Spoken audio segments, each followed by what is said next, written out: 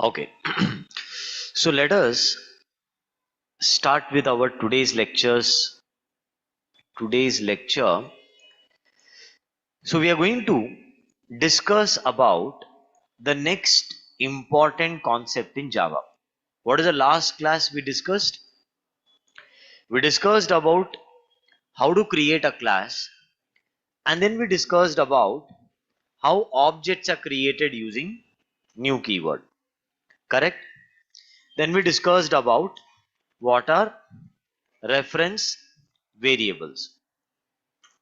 Now today's lecture we are going to discuss about what do you mean by static versus non-static variables in Java. Let's try to understand now what is the difference between static versus non-static variables in Java. So let's understand this with an example. Okay, let's assume guys I have a class here, class A. Now this class I can create two types of members in it. Okay, what are the two types of members is, if I suppose right here, int int x is equal to 10, and if I write here static int y is equal to 20, then what difference does it make? This is the first question. So this variable does not have static keyword, and on this variable I'm applying static keyword. So what difference will it make? The difference is now when you create an object.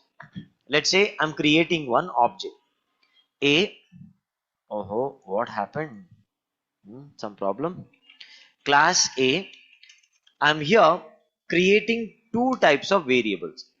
One is int x is equal to 10, and the other one is static int y is equal to 20.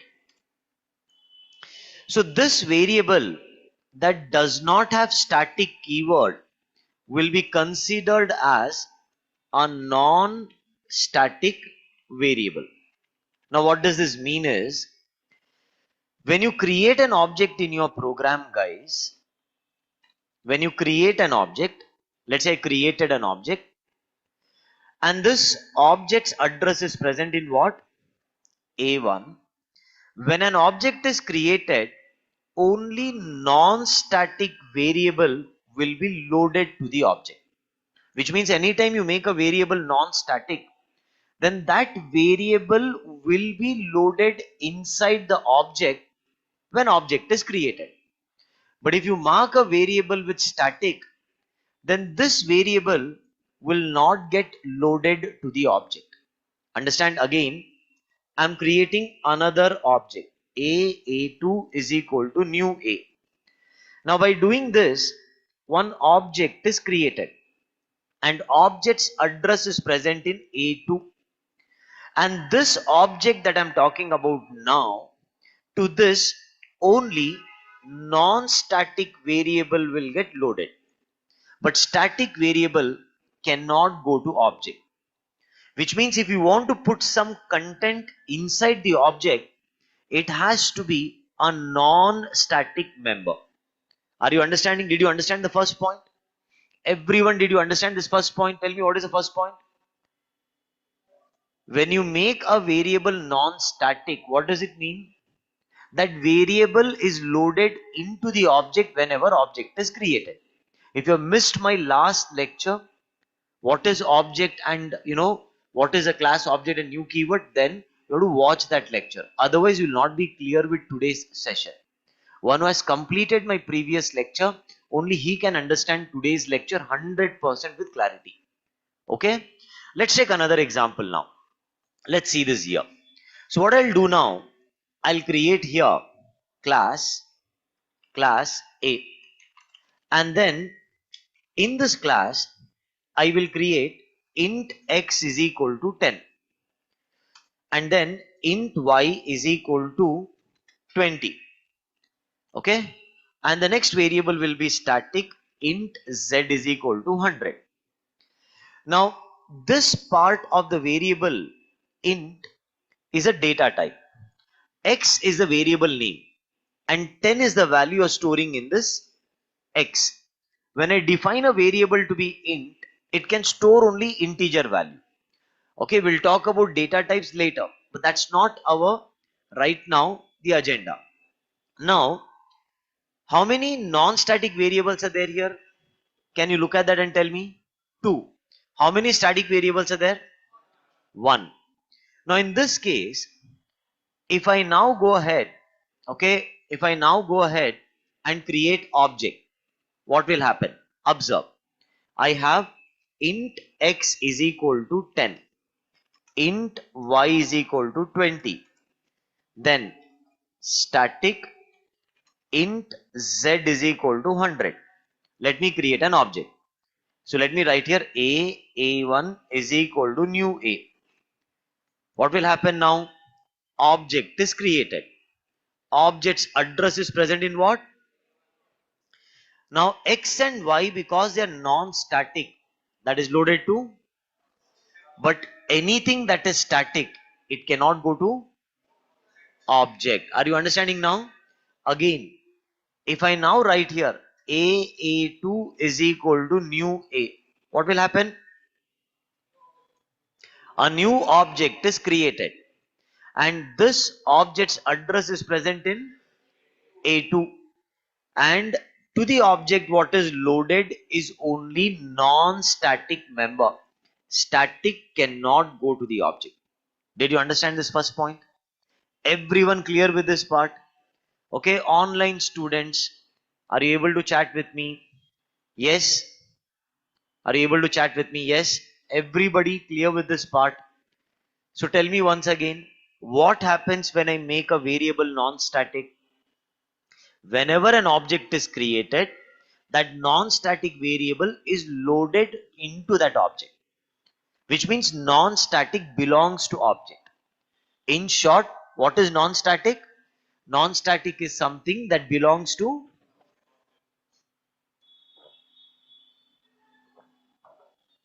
Okay. Now, what happens to static? Observe here. So when you make any member as static, then this static member, we say it belongs to class. Non-static belongs to object and static belongs to class. What does this mean? Every class will have one dedicated common memory. It will have one dedicated what? Common memory. And this memory is meant for the class. Okay? Anything that is marked as static, anything that is marked as static, that is loaded into the common memory of the class. Anything that is marked as static is loaded into the common memory of the class, which means you're dividing your members into two parts. Non-static belongs to object, static belongs to class. Did you understand this now? Once again, see this here now. So I'm going to now create here a class A. Okay.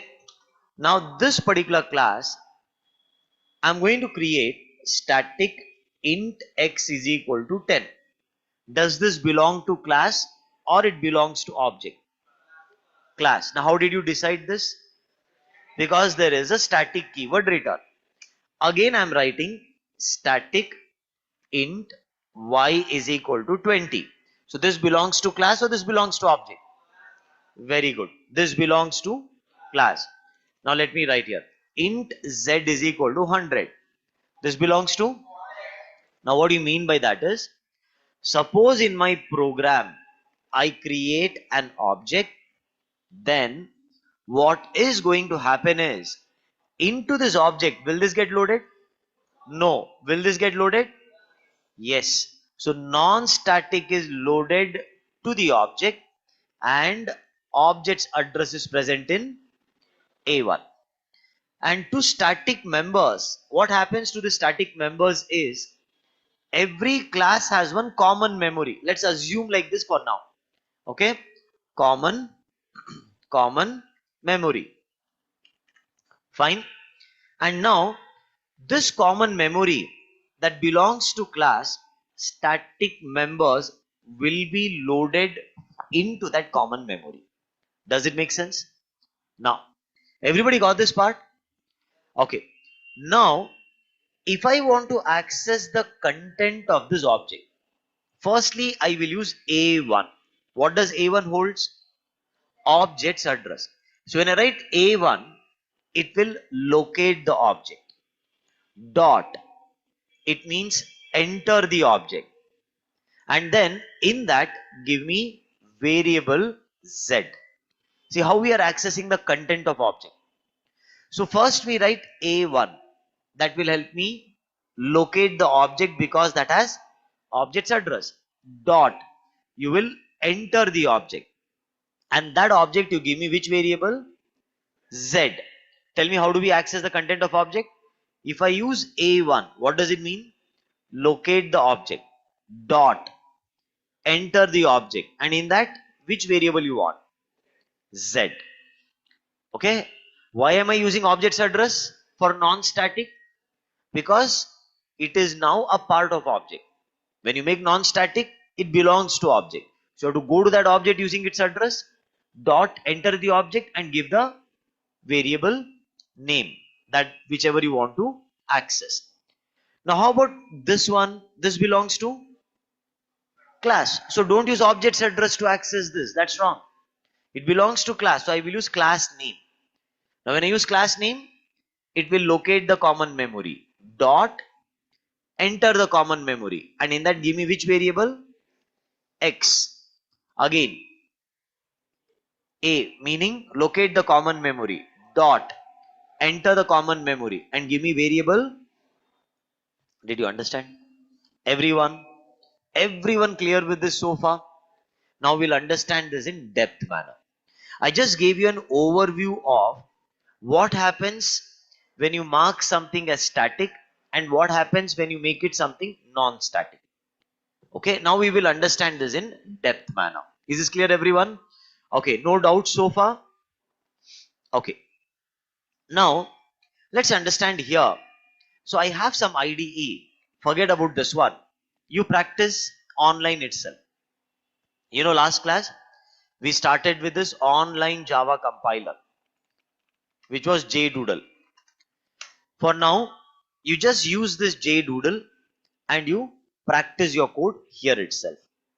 Okay, after few class, I will make you install the IDE. After few classes, we'll install the IDE, Eclipse, then STS later we will learn, and finally, we will be focusing on IntelliJ IDE. Okay, for now, I'm using Eclipse. So now, in this, I already have, okay, a class A. Now understand this very clearly. Whenever you are creating a non-static variable, whenever you are creating a non-static variable, that variable should be created within class but outside the method. Okay, again I'm repeating, whenever you are creating a non-static variable, you need to create inside the class but outside the method. Is it inside the class and outside the method? Yes. Okay, what about this one? What about this one? It is still inside class and outside the method. So you can create it in the very beginning or at the end of the class. Doesn't matter. But whenever you create a non-static variable, you need to keep this point in mind. You have to create that inside class, outside method. Now this IDE shows your non-static variables in blue color. Can you see the color of the variable? What is it? Blue color. Correct? That's how it basically defines your non-static variable as. But moment you take this variable and move it inside, what happened to the color of the variable? It's brown color. It is what? You can see that. What's the color? It's brown color. Are you understanding now? So this is not non-static. This is now again a local variable, which we will discuss further. Right now, let's not think about it. But now let's move it outside. What's the color? Blue. Let's take this. Okay, let's take this and let me do one thing. Move it here. What is the color? Still blue. Now, let's take this, move it inside. That's not non-static variable. Okay. Now, that's a local variable, which we will discuss later. Now, this is a non-static variable. Fine. So, where do we create non-static variable? Inside the class, outside the method. Keep this in mind. Without static keyword. Now, I will use system.out.println and directly use X. You see what is it giving? Error. Why? Because this variable belongs to object. And until and unless you do not create an object, we cannot access this variable. Are you understanding? Example, A1 is equal to new A. What am I doing now? I am creating object. Now use object's address and access. What happened? Any error do you see here? Any error? Yes or no? No error. Let's run the program and see. Are we getting the output? Yes. So this is very important to understand when to use object's address and when to not. First, you should have this clarity. If I'm using object's address, it means I'm accessing non-static member. Is this part clear? Shall we continue further now? Yeah. Now, if I create another object, how many objects are created? Two objects are created. How did you know that? I've explained this in my last class. How do you know that there are two objects created? There are two times new keyword used in my program. Very good online students. How many times new keyword is used? Two times. So how many objects are created? Two objects. Who is creating object? Class is creating object. Who is requesting the class? New keyword. Excellent. Now a2 dot a2 dot x. Now if you want, you can put a breakpoint here. You can put a breakpoint here and we will start our program in debug. Understand line by line how it works. I'll teach you debugging properly further. Now, you just go here to this variables window and you can see that how the variables are getting created. Now see, I'm at line 5. Moment object is created, you observe A1 and inside that what is present now? Yes or no? Moment I went ahead and created object, you see that inside A1 what got loaded? X got loaded. Yes or no? Correct. Now when I step further, what is it printing? 100. Now see, moment A2 is created. Moment A2 is created. What happened in A2? Again X got loaded. That's what I'm telling you. Because it is non-static, what got loaded into that object is that non-static variable X. Correct? Step over. What is it printing now? Again 100. And stop. Did you understand now? Always program execution starts with opening bracket of main and program ends with closing bracket of main. You see? Again I'll show you.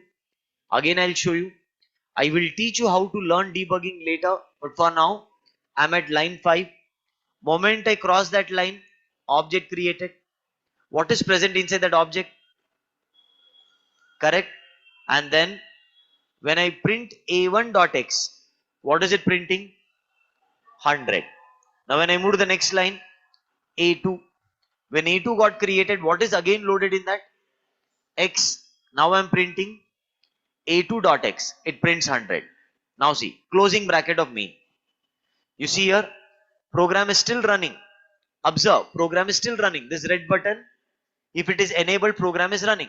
Now when I step forward, what happened? It got, which means my complete Java program ended. When it ended? When this line 10 runs. When it started? When the line 4 starts. So it starts with the opening bracket of main and your Java program ends with the closing bracket of main. As of now, keep this simple rule in mind. Is this clear? Okay. Now, commonly made mistake. Now I'm making it a static. People tend to access this with a object's address. You see already there is a warning. It says static field a dot x should be accessed in. It's telling you're wrong. There's a warning. But still you can run the program. Though you have done a mistake, you can run the program. Now here there is a mistake. There is a mistake. You see that there is no variable present in A1 now. Do you see x getting loaded to A1? Is x going to object? Do you see that? Yes or no? It's not getting loaded. Why? Because it is static. You step forward. Now see, A2 got created. Now when I go to A2, is there variable x present in it? No. Why? Because by making it static, it belongs to what? A. The program why it works, I'll come to that in a while. But static is not going to object. Did you observe? See, again, I will now write here int y is equal to 20, int z is equal to 1000. Okay, and we'll make it as static int m is equal to 500. Now I'll create an object. Breakpoint is here. So when I now debug, what will go to object? Which all variable will go to object? Tell me. Object is not created. But from line 8, when I go to line 10, when this object is created, which variable is loaded? Y and Z. Will X get loaded? No. Why? Static. Will M get loaded? Now see, it's not there. But now when I step forward, what got created? Now when I look at A1, what does A1 holds? Huh? Y and Z. Is X and M present in it? That's why I said that non-static belongs to object and static belongs to class. Did you understand that now? Everyone, first point is clear. Online students now clear, more clear with the debugging thing here. Are you able to practically see that here now? Yes? Okay. Why it's showing X value? Where is it showing X value? You see, it's showing only Y and Z. Where is it showing X? In the previous example, why it was working, I will teach you that. Hold on. Now observe. Now, one very important thing. One very important thing which I'm going to discuss. Observe here. I'm going to create one class A. Okay. Now this particular class A has one variable. Why it's not showing C value? Showing C value X. Hold on. X right now I'm not accessing it. When I access it will show the value. Hold on. Okay, I will show you that also. Okay, Mohammed, I'll show you that also. But for now, focus here. Now let's go back here to our program. What kind of variable is this? Non-static. Now what I'll do is, I will now create here a main method. Public static void main. Shortcut. I'm using a shortcut here. Make sense? Everyone make sense? Yeah. Now in this, I will now write A1 is equal to new A. Now understand diagrammatically what is happening now. One object is created. Object's address is present in A1. And this variable X is loaded to that object. Make sense? Yeah. Now again I will write here.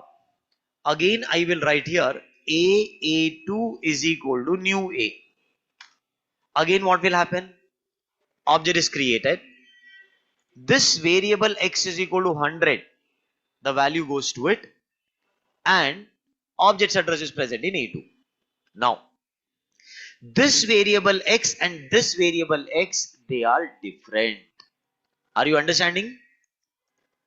They are not the same variables.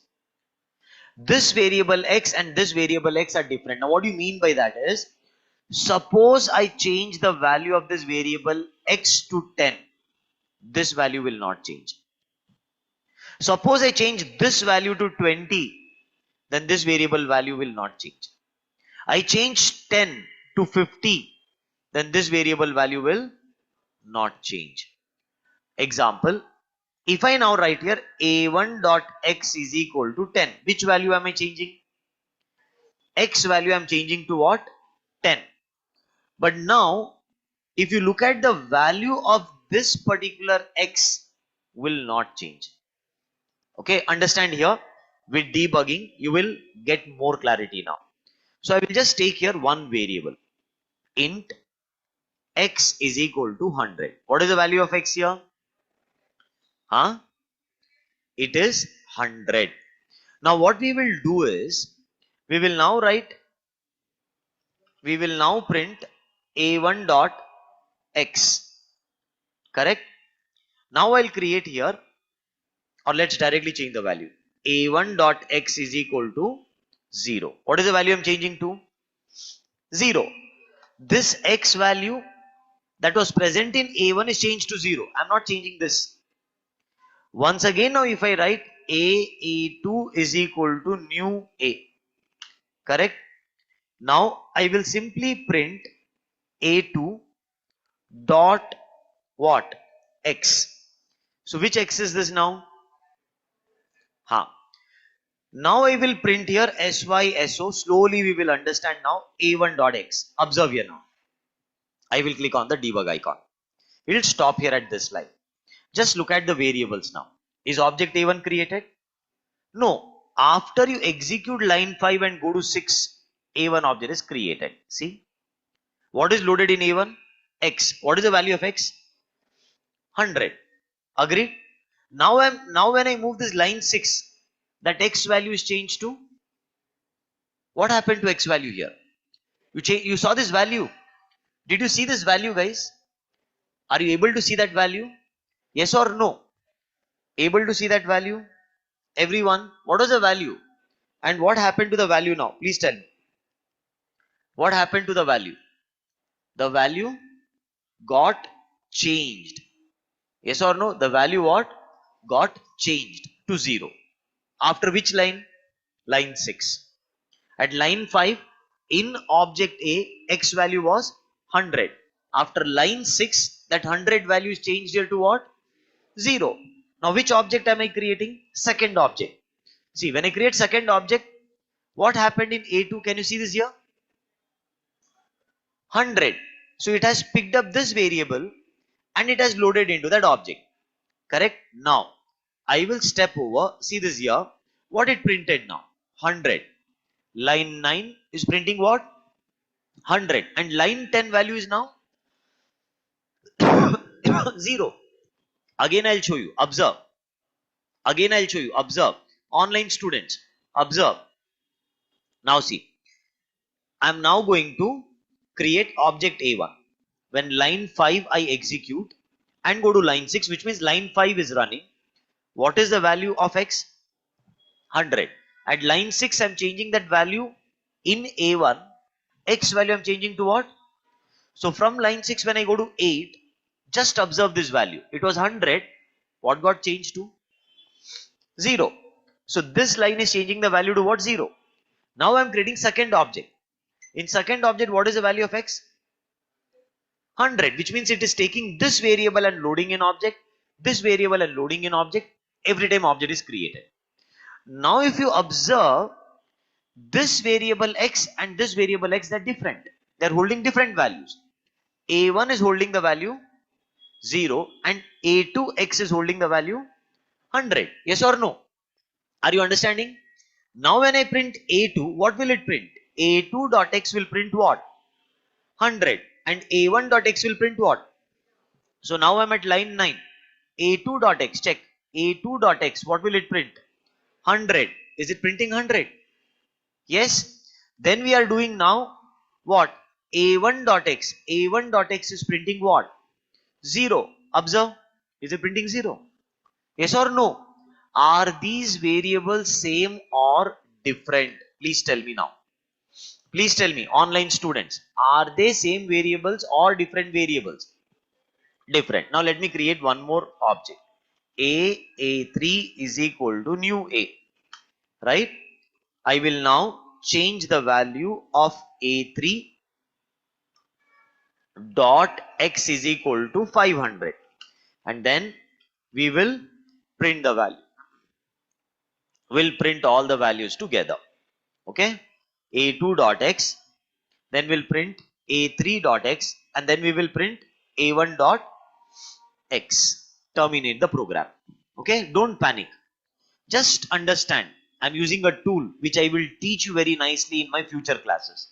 For now, just to make you understand, I'm starting my program. It stops at line 5. Can you tell me what's happening at line 5?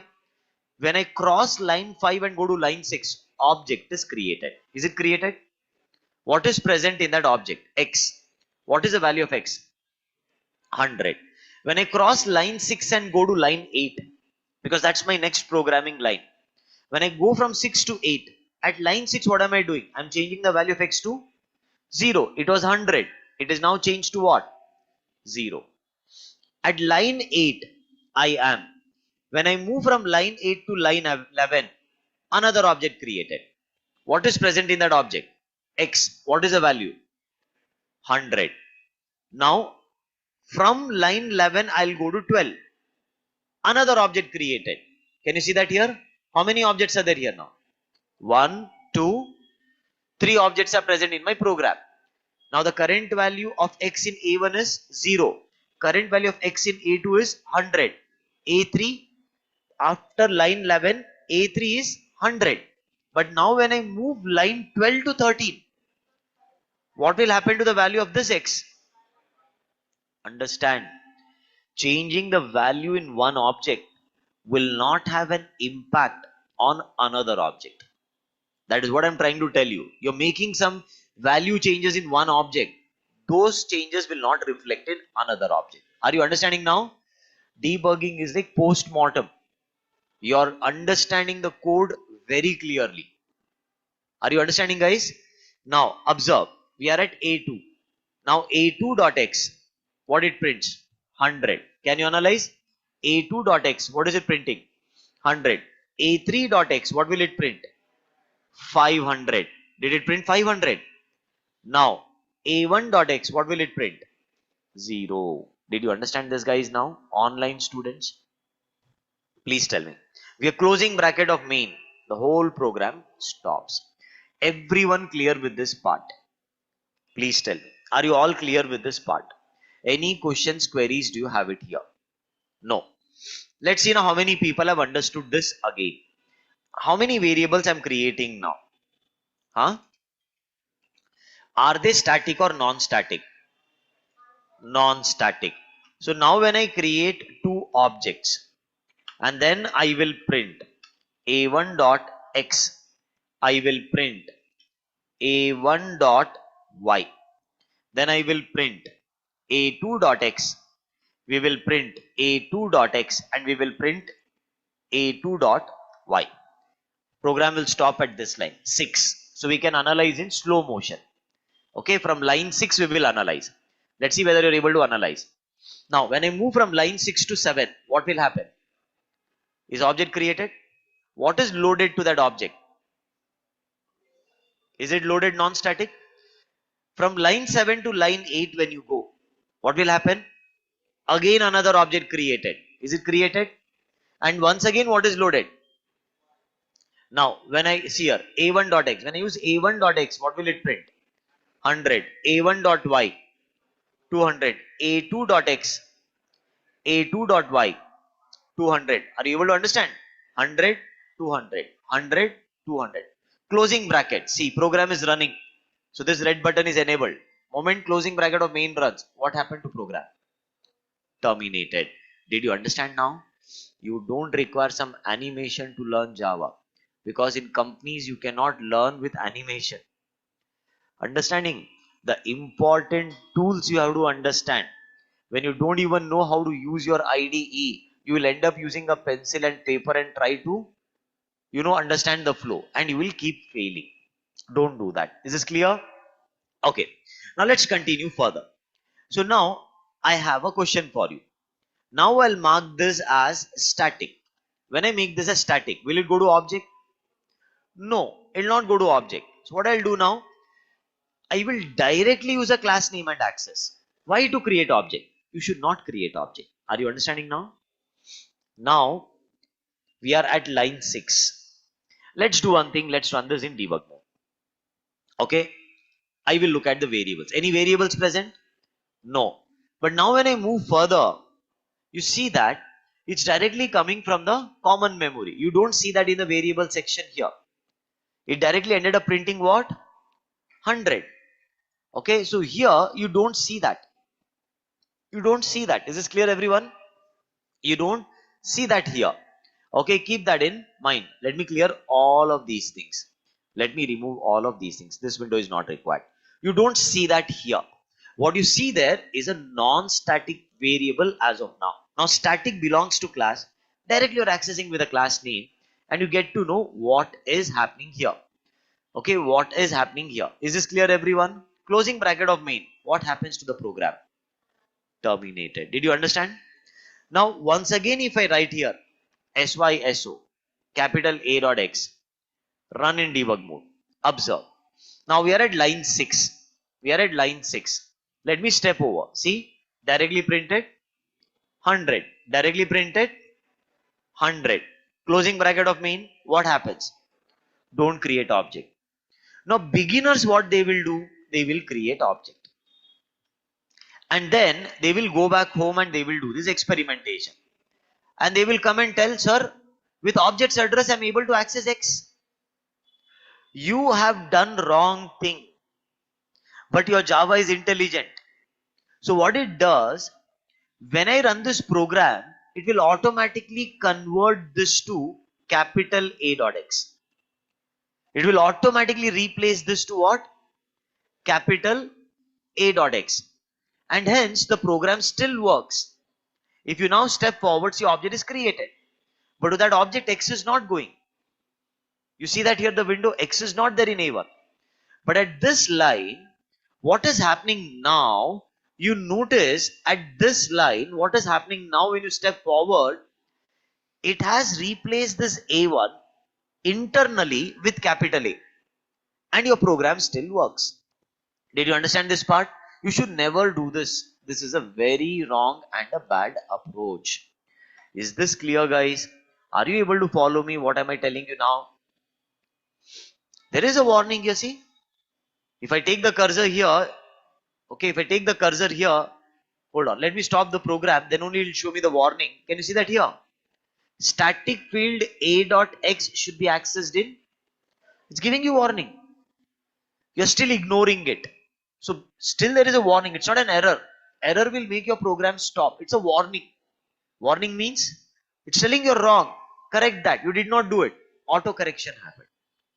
Is this part clear? All of you, did you understand this part? Any doubts or questions do you have it here? Please tell me. No questions? Okay. So now let's go back to our notes. Just go to my GitHub account and here you will search for, okay, you will click here. We have already shared the link with you. Go to the repository and you will open the notes. Okay. Now here,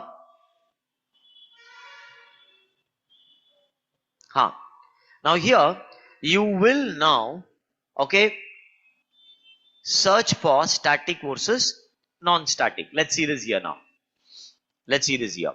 Non-static variable. It is also called as instance variable. It is also called as, tell me what are the different names given for it? Non-static variable. Then it is called as instance variable and it is called as, now read the very first point. We should create non-static variable inside class, outside method without using static keyword. Does it make sense? Yes, are you able to understand this point? Without creating object, we cannot access non-static variable. Correct? Are you able to understand this program? Yes? Able to understand the program? Very good. Where the program will start? Object created, variable X loaded, and then after, right, we are printing. It prints 10. Next, observe.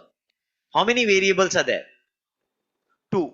Are they outside method, inside class? Yes, without static keyword. So what kind of variable is this? Non-static. Non-static means belongs to object. So in this object A1, how many variables will be present? 2 variables. What are that? X and Y. A1 dot X, A1 dot Y. What will it print? 10 and 20. Next, every time we create an object, non-static variable copy is loaded into that object. Make sense? You saw the debugging window? When A1 was created, X is loaded. A2 is created, again X is loaded. Copy of variables in these objects are different. Did we explain this? Changing the values of X. So these variables are different in the objects. They are not same. Does it make sense?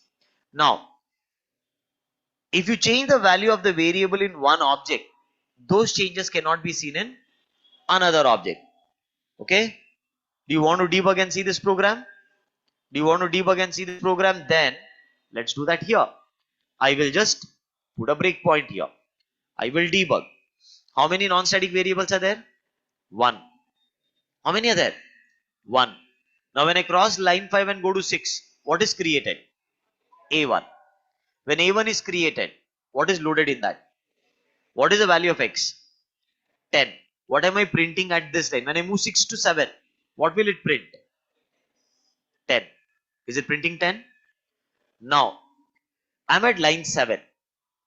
Okay, after I go from line 7 to 8, which means line 7 has executed. When line 7 executes, this A1 value X is 10. It will change to? Very good. Is it changing? Did it change? Now, what is present in A1.x? Now, when I do A1.x, what will it print? So, now when I move to 8 to 9, A1.x, what will it print? 20. See the value? 20. Now, A2 created. When A2 is created, this variable X is again loaded, which is 10. And now when I print A2, what is it printing? 10. Closing bracket, stops. Did you understand this now?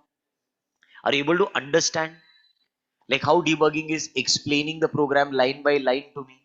Yes or no? But now we don't know how to use these controls. For that, you'll have to wait for few classes. I'll be teaching you a lot of shortcuts and controls in every IDE, which will make your understanding about the program flows easier. Okay? Now, let's continue. Next example. Now, so I think we will come back to this example in a while. But before that, let's look at static variables now. What are static variables? We should create the static variable inside class but outside method with static keyword. Now see here. This is a static variable. Example. Is it inside class, outside method? Okay. Let's create inside method. What do you see? Error. You see error? You cannot do that.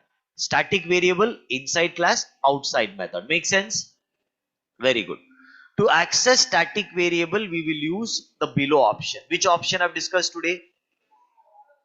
And there are various other options as well, which we will talk about that. But we can also access using objects address and variable name, but it is, we already did this. Yes or no? But it will work. Fine. Now point 3 and this B and this point 5 I've not explained yet. We should be looking at all of these things in our tomorrow series of lecture. Then we'll start with local variable types of variables in Java, and we'll explore variables concept in more depth manner. Then we will learn memory management in Java. What is stack memory? What is heap memory? We will try to understand that here, that what exactly your stack and heap memory it means. What is the meaning of your stack and heap memory? Right? So we will understand that. Like you see here, there's a something called as thread. You see what are threads? We'll have to learn that in Java. So there are a lot of controls which we will have to understand that one by one. And what is stack and heap memory is again a very, very important part. And this is called as a debug window, which we will all see how to analyze our code with that. So let's stop here. Do you want to practice this much? Huh? Yes, no. Do you want to practice this much or should I continue? Huh? Huh? So this is enough you are telling. So that is what I said. You will ask me, sir, how many hours classes will you take? Trust me, it is not the number of hours we take the class. It is all about, without writing 1 hour class when I take it, it will be too much for that day. Now when you go back home, write down the notes. Handwritten notes has to be there. Okay, then only you will be confident. And later, slowly, when you start learning debugging, you will not ask your friend explain this code. You will understand the code by yourself.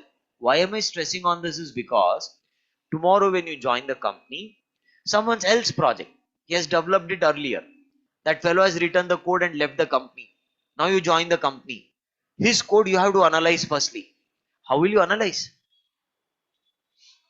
Correct? Someone else code, how do I analyze? How do I debug? So this skills has to keep going more depth and depth. Your manager says there is a defect in the code. How will you fix the defect? Again debugging comes in picture. Got it? So this plays a very major role. And what I see is this part today has become one of the mandatory part for a learner. Okay, so let's stop here, and the next class you will get more idea about static, non-static, and then we'll start with types of variables tomorrow. We'll be starting off with what? Types of variables tomorrow. See you guys. I will share the link and the poll, and every video that you see and you repeat, I'm not getting any proper response on the video of my YouTube. I said if you like it, don't like it, at least dislike it. At least dislike button is there. Press that. I'll be happy. You don't want to like it, at least put a dislike. But at least do something. Be reactive. Okay, when a YouTube link is been shared, at least one comment. It will make me feel happy. Yes or no? Correct? You did not understand. Dislike and don't join my course. But at least be responsive. When I put a poll, right? People they don't even go and spend time to give their opinion in the poll. Today's class, how it was. Okay, not here.